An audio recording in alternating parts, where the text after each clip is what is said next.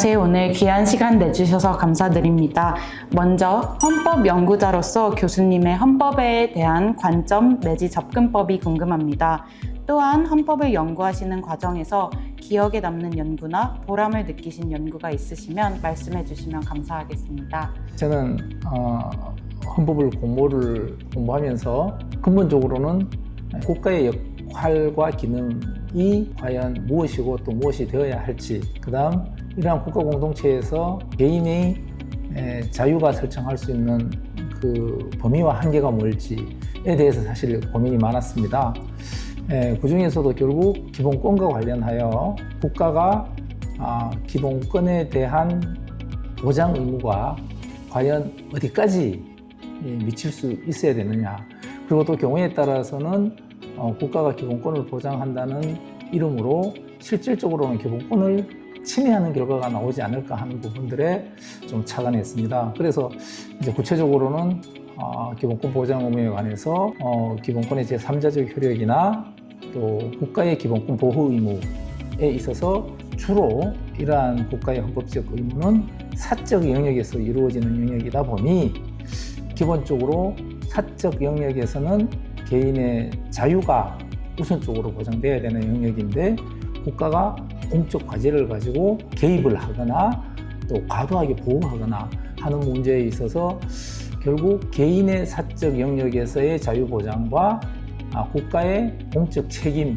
간의 조화가 아주 중요하다는 생각을 하게 되었고, 또 현재 대한민국 현실에서도 역시 과연 국가가 어떠한 역할을 해야 되는지에 대한 사실 고민을 많이 하게 됩니다.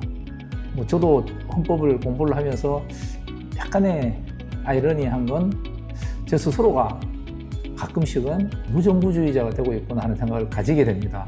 과연 국가가 개인의 삶에서 어떠한 기능을 하고 또 그것이 개인의 자유와 행복을 증진시킬 수 있을 것인가 하는 부분들에 대해서는 늘 고민하고 있습니다. 네, 교수님께서는 2020년 우리에게는 헌법이 있다. 당신의 행복을 지키는 대한민국 핵심 가치, 2024년 일생에 한 번은 헌법을 읽어라. 흔들릴 때마다 삶의 중심을 잡아주는 기준에 관하여 를 출간하시면서 대중들이 헌법을 쉽게 이해할 수 있도록 안내하셨습니다. 이처럼 법학 전공자를 대상으로 하는 책들 뿐만 아니라 일반 독자를 대상으로 하는 헌법에 대한 책들을 집필하시게 된 계기와 그러한 대중서를 집필하시는 과정에서 일반 독자들이 헌법에 관심을 가질 수 있도록 하기 위한 방법이 궁금합니다. 그 과정은 그야말로 우연한 기회에 이 출판사로부터 대중들을 상대로 한 교양 도서로서의 헌법을 한번 좀 이렇게 출판했으면 좋겠다는 제의를 사실 받았습니다. 몇 년 전에 고등학교 교과서에 나타난 법학 교육에 관한 한번 자문 의견을 받은 적이 있었습니다. 그때 제가 되게 많이 놀란 게, 고등학교 법과 정치 혹은 사회과 과목에 있어서의 법 교육이 너무 어려웠습니다. 그리고 너무나 범위가 넓었었고, 대학에서 제가 교수로서 공부를 하면서 특히 헌법이라는 것은 변호사를 위한 전문적인 지식뿐만 아니라 국가 공동체의 구성원으로서 누구나 기본적으로 인식하고 있어야 될 규범이라고 생각하고 있는데, 이른바 우리 헌법 전문에도 대한국민은 헌법을 개정한다라고 해서 이른바 헌법은 국민이 만들었는데, 개인이 만들었는데, 아니 내가 이걸 어떻게 만들었고 또 내가 무슨 약속을 했고 내가 국가에 대해서 어떠한 요구와 명령을 하고 있는지를 알아야 국가에 대한 또 주권자로서의 역할을 할 수 있다고 생각했습니다. 그 과정에서 살펴보니 사실 로스쿨에서 강의를 많이 하지만 이 로스쿨에서 법학을 학문으로서 또 지식으로서 강의하는 것보다는 오히려 학부 1, 2학년 학생들에게 교양 과목으로서 헌법 과목을 강의하는 것이 필요하고 의미 있겠다는 생각을 했습니다. 법률가들은 사실 시험 공부도 하고 하기 때문에 헌법 공부를 이렇게 수험 법학으로 하게 됩니다. 그래서 좀 접하게 되지만 일반인들은 평생 헌법이라는 것을 모르고 살아가고 하고, 또한 이 헌법도 법이기 때문에 되게 어렵다고 느끼게 되고 또 나의 일상과는 상관이 없다고 생각한다는 경향이 강하다는 것을 느끼게 되었습니다.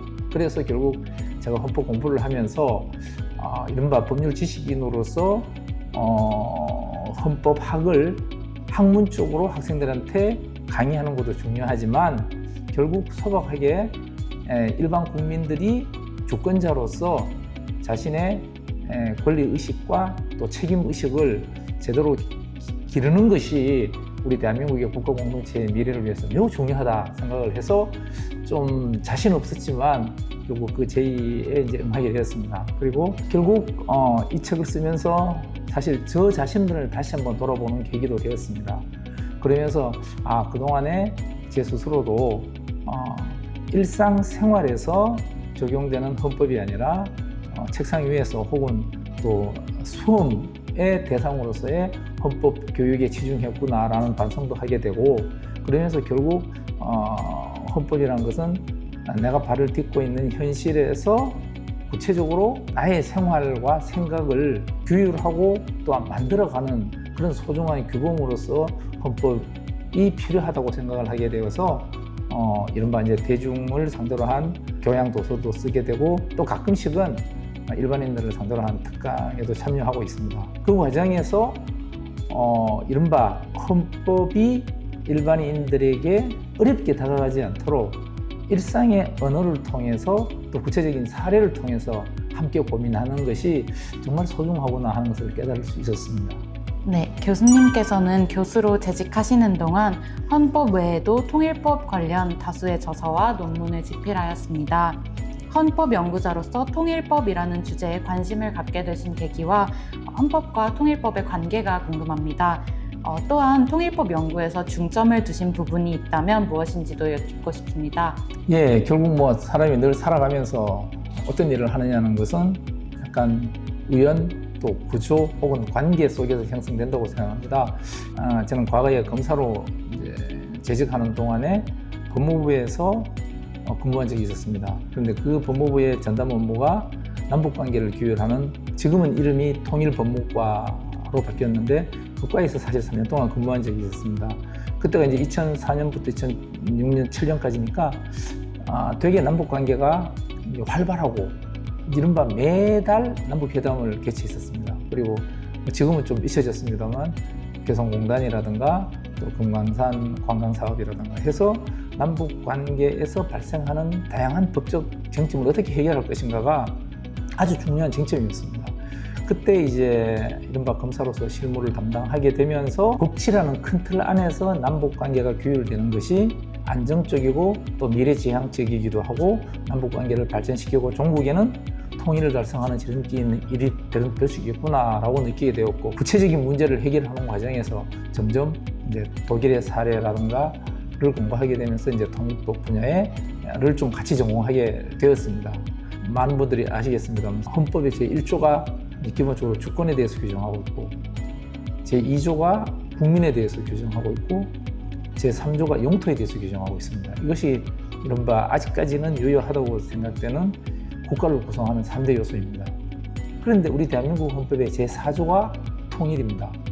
그 정도로 우리 헌법 전체에 있어서는 통일이라는 것이 우리 대한민국 국가 공동체의 미래 비전이자 또 한편으로는 중대한 헌법적 과제이기도 합니다. 대한민국이 세계의 선진국가로서 또 평화를 실현하는 국가로서의 보편적이고 일반적인 책무를 가지고 있다 그러면 구체적인 현실에서는 사실 남북한 분단이라는 것 자체가 하나의 모순이고 분단된 상태에서는 우리 헌법 5조나 6조가 지향하는 평화 국가를 달성할 수가 없습니다.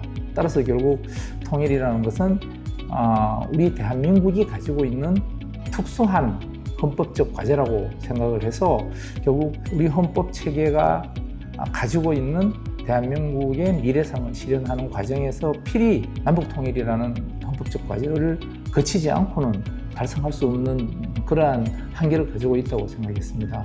그러다 보니 헌법을 공부하면서 자연스럽게 한 분야로서의 통일법을 공부하게 되었습니다. 통일법은 아까 말씀드린 것처럼 사실 남북한가의 한 사이에 특수한 관계로 설명될 수밖에 없는 한계가 있습니다.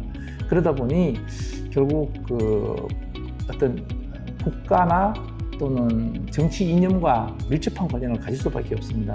따라서 통일법을 학문으로서 공부를 하기 위해서는 선입견이나 또 정치 이념을 전제로 해서는 건강한 학문으로 발전할 수 없다고 생각합니다. 따라서 균형 감각도 가져야 되고, 그리고 특히 개방적인 시각과 관점에서 통일법을 연구를 해야 된다고 생각합니다. 그러다 보니 결국 북한이라는 상대가 있고 또 북한의 현실을 저희들이 잘 알지 못합니다. 그리고 지금은 상당히 북한의 법제도가 좀 공개가 되어 있지만 그 북한에서의 구체적인 법령, 하위 규칙이나 규정들이나 이런 부분들을 저희들이 잘 알지 못하고, 또 무엇보다도 과연 북한의 법령이 북한 현실에서 어떻게 적용되고 있느냐 하는 부분들에 대해서는 사실 한계를 가질 수밖에 없습니다. 따라서 통일법을 연구하는 과정에서는 한편으로는 과학적 방법으로서 균형 잡힌 그리고 또 실증적인 연구가 수반돼야 됨과 동시에, 또 한편으로는 성급한 결론이 아니라 많은 부분들에 대해서는 어떤 유보된 상태에서 새로운 혹은 또 건강한 지원이 나올 수 있도록 하는 그런 균형 감각을 가지는 것이 통일법에서 특별히 중요하다고 생각합니다. 지금까지 헌법 연구자들이 쌓아온 토대 위에서 앞으로의 헌법 연구자들의 과제가 무엇이라고 생각하시는지 궁금합니다. 네, 저는 일단 두 가지가 생각이 나는데요. 하나는 저 역시 이제 나이가 들다 보니 과거에 제가 지나온 것에 비해서 최근 과거에서 변화된 속도가 더욱 빠르고, 그리고 또 앞으로 변화는 더욱더 크고 전면적이고 빨라질 거라고 생각이 듭니다.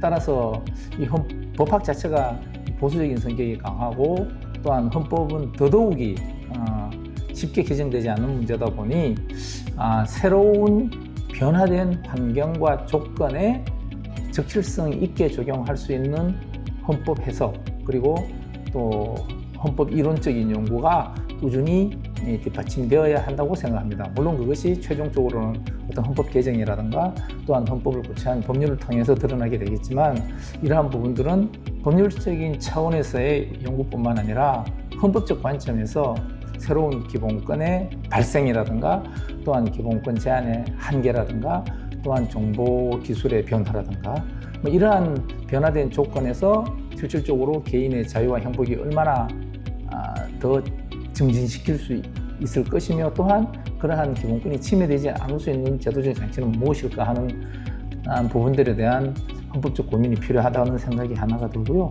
그 다음 또 하나는, 저도 헌법을 공부를 하면서 헌법 파악의 대상이 뭘까라고 생각을 해봤는데, 저도 부끄럽습니다만 오랫동안 계속 헌법전을 뒤지면서 책상에서 공부하는 것이 헌법 공부라고 생각을 했습니다. 그리고 또 다양한 외국의 사례라든가 또 제도. 그런데 결국 헌법이 갖고 있는 어떤 정치 현실적인 특성이 있기 때문에 저는 지금은 학문으로서의 헌법학의 대상은 헌법 현실이라고 생각합니다. 그리고 이러한 헌법 현실을 판단하고 재단하고 평가하는 기준이 헌법전이라고 생각합니다. 따라서 저는 사실 헌법을 전공으로 삼았다는 것이 참 다행이라고 생각하는 것 중에 하나가, 정말 대한민국은 헌법 공부를 하기 좋은 나라라고 생각합니다. 매일 보면 이 헌법 현실에서 공부할 쟁점이나 거리가 계속 발생하게 됩니다.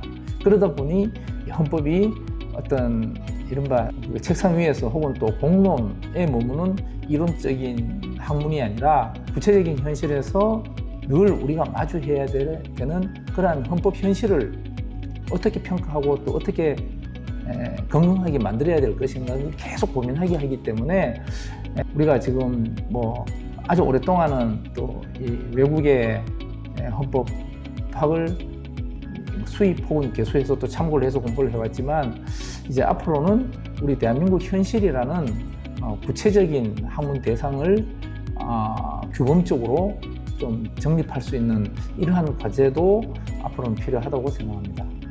마지막으로 연구자의 길을 걷고자 하는 학생들을 위한 조언 한 말씀 부탁드립니다. 저는 공부를 하면서, 특히 이제 제자들과 같이 공부를 하면서 사실 많이 배웁니다. 제가 교수로서 헌법이라는 제가 공부를 한 지식을 학생들에게 가르치고 전달하고 소개하고 하는 것이 교육이라고 생각한 적도 있었습니다. 그러나 이 학교에서 계속 학생들과 같이 공부를 하는 과정에서 깨닫게 된 것은 학문이라는 것은 어떤 혹은 어디에 있을지 모르는 그러한 진리를 탐구하는 것이 아니구나. 그것보다는 오히려 지금까지 있어 온 오류를 발견하고 제거하는 과정이 진정한 학문이 아닐까라고 생각을 했습니다. 그 과정에서 학생들에게 제가 공부한 것을 지식으로도 전달한다는 것은 이것은 오히려 학문하는 자세에 어긋난다는 생각까지 했습니다. 그래서 이 학생들과 같이 공부를 하는 과정에서 기존에 당연시되어 온 그리고 진리로서 인식되어 온 부분들에 대해서 좀 근본적으로 다시 한번 생각할 수 있는 기회를 제공하고 또 거기에 대해서 함께 토의하고 공부를 하고 논의를 하는 과정에서 최소한 이런 부분들에 대해서는 이 현실과 관계에 비춰가서 발견되는 구체적인 오류들이 생겨나게 되면 그러한 것들을 하나씩 제거해 나가는 과정에서 우리가 추구하는 어떤 그런 진리의 모습이 저절로 드러나지 않을까 생각하고 있습니다.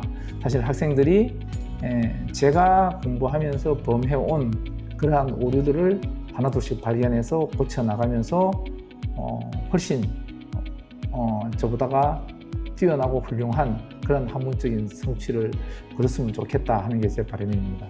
네, 감사합니다. 네, 감사합니다, 교수님.